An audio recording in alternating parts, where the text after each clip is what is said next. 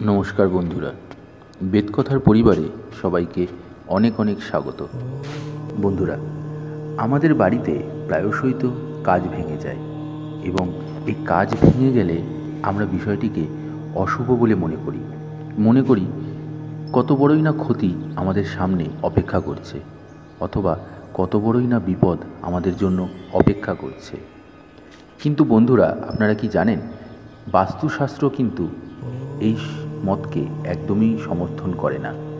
বাস্তু মতে বাড়িতে যদি কাজ ভেঙে যায় তাহলে এটি শুভ সংকেত। চলুন আজ সেই বিষয়ে জেনে নিই যে বাড়িতে কাজ ভেঙে গেলে কি করণীয়, আর এই কাজ ভেঙে যাওয়ার আসল ব্যাখ্যা কী।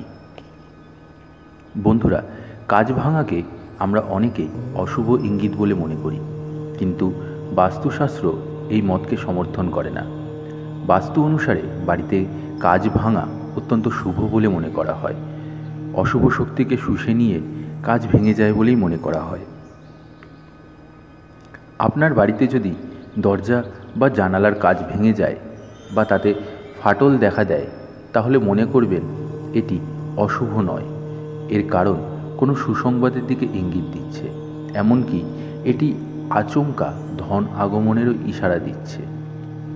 ছোটবেলা থেকেই আমরা দেখে আসছি যে নির্দিষ্ট কিছু ঘটনাকে অশুভ হিসেবে বর্ণনা করে আসছেন বাড়ির বড় সদস্যরা।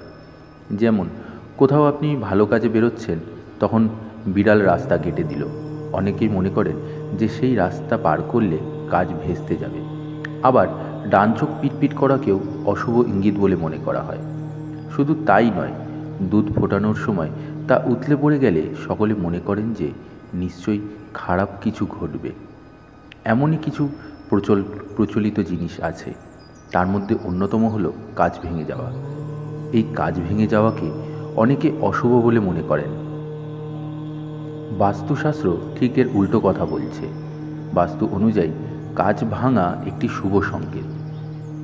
বাস্তুশাস্ত্র অনুযায়ী বাড়ির কাঁচ বা আয়না হঠাৎই যদি ভেঙে যায়, বুঝবেন বাড়িতে কোনো আগত সংকট আত্মস্থ করে নিয়েছিল ওই কাঁচ বা আয়না, এবং কাঁচ ভেঙে যাওয়ায় সেই সংকট তৎক্ষণাৎ বাড়ি থেকে বেরিয়ে গেছে।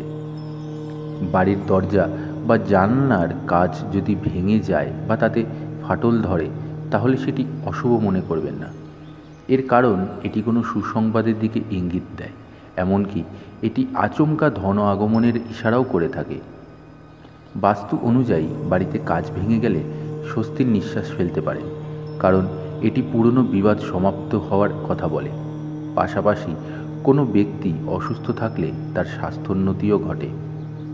বাড়িতে কোনো কাজ বা আয়না ভেঙে গেলে অযথা চেঁচামেচি করবেন না। তার পরিবর্তে চুপচাপ সেই কাচের টুকরো পরিষ্কার করে বাইরে ফেলে দিন। অনেকে আবার বাড়িতে শখ করে গোল বা ডিম্বাকৃতি আয়না লাগান, তবে বাস্তু অনুযায়ী এই আয়না বাড়ির ইতিবাচক স্বস্তিকে শুষে নেয়। তাই যতদূর সম্ভব চতুর্ভুজাকৃতি আয়না লাগাবেন, তাতে আপনার বাড়ির উন্নতি হবে এবং সমস্ত দুঃখ কষ্ট দূর হবে। বন্ধুরা, এই ছিল সম্পূর্ণ তথ্যটি। আশা করছি আপনাদের ভালো লেগেছে। ভালো লাগলে অবশ্যই একটি লাইক করে দেবেন, আর তার সাথে সাথে আমাদের ইউটিউব চ্যানেল আর ফেসবুক পেজটিকে ফলো করে নেবেন। আজ এখানেই শেষ করছি। সবাই ভালো থাকবেন এবং সুস্থ থাকবেন। নমস্কার।